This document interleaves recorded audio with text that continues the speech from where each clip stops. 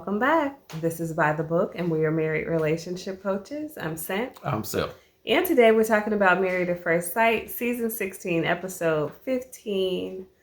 Oh, let's go ahead and talk about Chris and Nicole.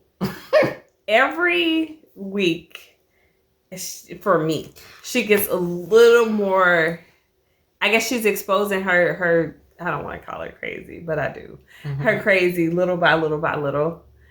Or it's getting bigger and bigger at this point. So when they start off, they're talking to, which expert did they talk to first? My goodness. Was it Devon? No, it wasn't Devon. It was Pastor Cal. Okay. Mm-hmm. So y'all let me know if y'all think it was bizarre when Nicole's like, when I want space and alone time, I don't necessarily want you to give it to me when I ask for it. And then he's like, well, okay, that's confusing. Yes. And she's like, well, I don't mean like if I say, hey, give me some space, et cetera, then I want the space. But if I say I'm going to sit alone in another room, then maybe come ask me if I want you to be with me. Ma'am, what? I don't. Say what you mean to mean what you say. I mean, I don't think that that's fair in any situation to have like two very similar actions warrant two very different responses from someone and expect them to sort through that and get it right. He's going to always get it wrong. Yeah. No matter what. You're going to be like, well, you should have known because I shut the door and locked it, but I didn't just shut it. Mm-hmm. Or, you know, I went to the room and I was crying already. And last time when I didn't want you to come in, I wasn't crying, so I obviously didn't need. I mean, it could be so many little nuances to what means, hey, come check on me versus not come check on me. It's silly. It's ridiculous, but this is just an example of how damaged she's become because of her previous relationships and her not being validated, not feeling good enough, maybe even her relationship with her dad, which was kind of troubled at some point in her life. So it's spilling over into this relationship so heavy that where I thought initially when Chris was like a blubbering mess over these dogs, I thought that he was going to be the needy one and she was going to be like the rock. Yeah. And ever since that time, she's been everything but that. She's just been pouring out more and more neediness for us to see and be like, okay, no. This woman needs a lot of counseling. She needs tons of help. Yeah. And I think because she's become so comfortable with Chris, she's allowing it to come out. I think before she was keeping it together.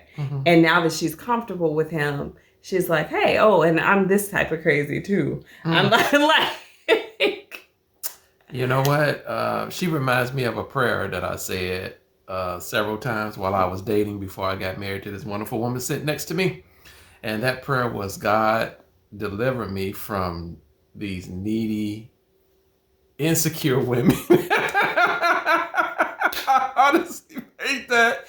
And so you might have prayed that too hard. You got a real independent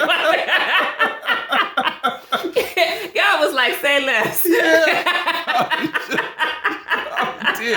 But my goodness, she reminds me of that prayer almost every time she opens her mouth. And then that whole thing about I need some time, I don't need some time. Oh my goodness. The only thing I could think about it in that regard was that song that Michael Jackson sang in The Wiz. He was just like, you can't win. There's nothing he can't win. That's true. That's true. I mean, at least I guess at this point, she's not like getting angry with him. Like, oh, you haven't figured me out yet. But who's to say she won't? Like, you can't tell if that like later on, they've been together for a year or something like that. She's like, you should know. Who knows? And it's exhausting to try to have to figure someone out who can't just say what they mean and mean what they say. Yeah, exactly. The serious side of that is, like you've already said, I'm just going to piggyback off of what you said. It's really unfair for someone to ask someone to interpret what they mean. Yeah. I mean, come on, Nicole, you're not the Bible. We don't need to interpret what you mean. He doesn't need to interpret what you say. Just say what you mean. And then that man can move forward in whatever he's going to do or not going to do. But to put that type of responsibility on someone for, I need you to understand what I mean, even though I didn't say what I mean. Yeah. That is totally And I ridiculous and think unfair. that people do that a lot, unfortunately. I think, say you were to ask me, are you okay? And I'm like, I'm fine. And then later on, I'm like, well, you should have known I wasn't fine. I see that in relationships a lot. Yeah. And to me, that's just like a small snippet of what Nicole was saying. And I think that's just as problematic. It's just that hearing her say it outright on TV, watching her explain and hearing it sound as crazy as it does, it just brings to light how ridiculous that can be in a relationship. And that we really need to steer clear of doing that. When you're feeling the type of way, we've got to learn how, as people in relationships and marriages, whatever, to express that openly to our partner, to feel comfortable enough to say it, and to be introspective enough to be sure that we're expressing how we really feel. Yes. And if you need time, or whoever, if you need time, I don't know how I feel and I don't know how to express it, then you go take that time before you begin to open your mouth, or let your partner know, let your spouse know that, you know what, I'm just going to be speaking out loud. I'm not. Nah, don't do that. Yeah, that's probably because you're going to say something that you don't want them to hear. Right. Get it together and then begin to speak to your spouse. Thank you, baby. So, she says, she kind of expresses that it's taking her time to get used to him not, like, I guess, running from her, because that's what she's experienced in previous relationships. And then even go so far as to say, like, if this isn't what you want, then there's the door.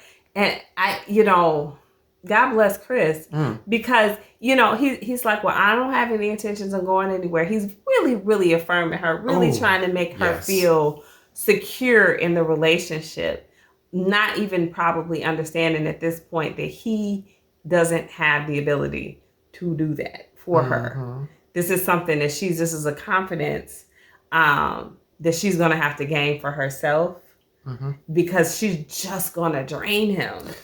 Yeah.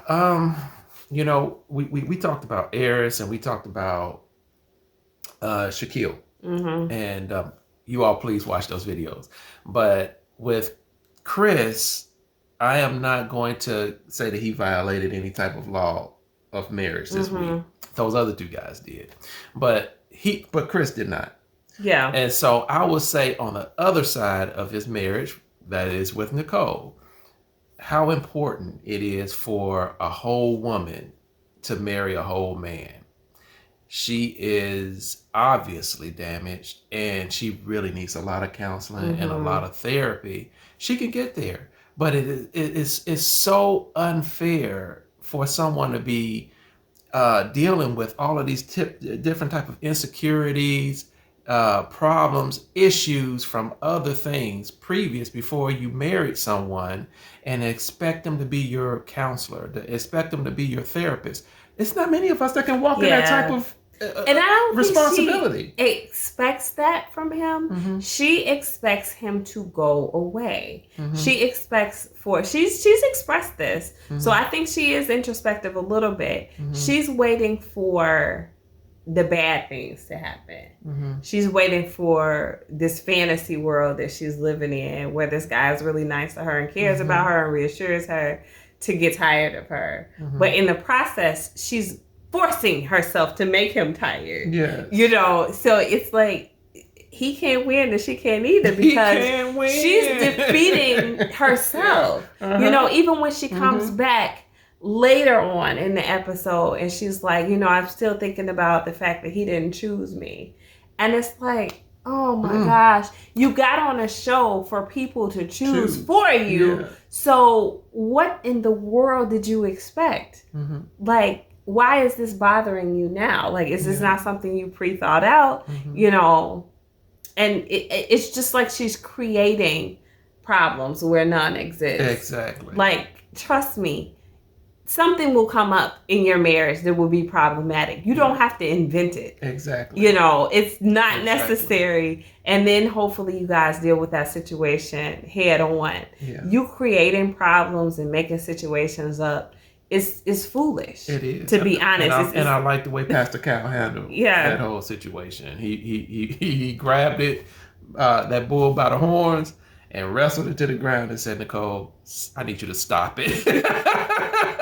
Please. I need you to stop. Chris, you really need to practice those words that Pastor Cal said. You need to stop. And I love you. I'm not going nowhere, but everything that you're just conjuring up right now, you need to stop it. Yeah. It's because, again, I'll say it again and again, it's exhausting. Mm-hmm. It's exhausting to watch, and it has to be exhausting to live through. Yes. And then the other thing about Nicole that drives me absolutely nuts, and y'all already know this, is just that she inserts herself where she doesn't belong. And I said, my favorite thing about Gina is that she just shuts up. When these group conversations are going on, honestly, I feel like the only time she talks is when production says, hey, say this. Mm-hmm. Because Gina don't have nothing to say. She knows her relationship isn't perfect. She doesn't have the advice for everybody else. Mm-hmm. And Nicole is the exact opposite. Nicole is going to insert herself. She's going to play the counselor, the therapist. When she told Eris, I need you to try harder. I'm like, ma'am, who are you? Oh my goodness. To be telling somebody something like that. Yes. She could not stay in her lane for anything in the world. And for somebody to have so many internal struggles, mm-hmm. so many difficulties with their own confidence and reality, mm-hmm. for her to be giving this advice she's just got a grip on everything is wild to me. Mm-hmm. It's wild to me. Mm-hmm. Now, I thought it was cute, her and Kirsten going lingerie shopping. And hilarious that she's like, yeah, my thing is just to crawl around like a gremlin and make him laugh. And I'm like, okay. Chris is putting up with a lot, child, if that's what she's doing in the bedroom. Does he have to throw water on you?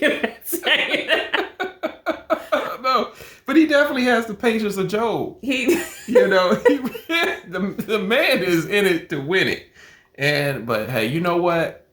Everyone has their breaking point. And so eventually he's going to find his, and it's not going to be so cute, and it's not going to be so understood. Yeah. Stop. And then she's going to melt down. I thought you loved me. So that was a nice moment too, that mm-hmm. they shared, that they loved each other, mm-hmm. which, I feel like Nicole loved him at first sight. She was ready to love him before she met him. Mm-hmm. As eager as she was about whatever gift, and y'all know this was a lot of episodes ago. She was so excited about whatever gift he had gotten her for the wedding and whatever. So she's been ready for this love word for quite some time. Mm-hmm. Chris finally says it. She's thrilled. Unfortunately, that's not going to change anything. It's not going to give her the security. I don't think there's anything that Chris can say or Chris can do to give her enough confidence to not question the marriage, the state of their relationship. No, because that's only going to come through counseling for her. Exactly, because it's so entrenched, it's so deep mm-hmm. with her that it's not just security, it's self-esteem. That's what's been damaged. Why did I let these men do what they did to me?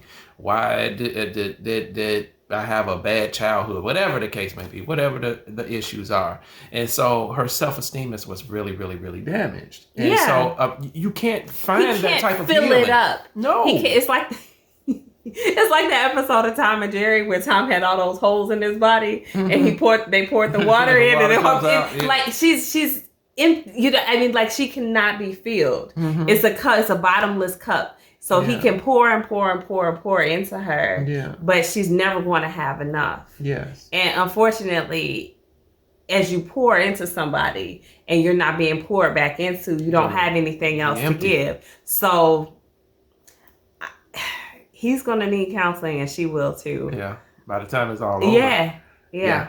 Definitely. And it's unfortunate because I do see them actually having a really good go at this thing, but in that type of self-esteem and insecurity problems, it will tear it down from the Yeah, it's inside out. sabotaging. Yes. She's gonna sabotage that relationship if it kills her. Like she just has to do it. And then when she finally does, she's gonna say, I knew you were gonna leave. I knew it Mm-hmm. the whole time. That's why I was acting out. That's why I was saying all this stuff and doing all, because I knew eventually you were just gonna be like everybody else and leave me.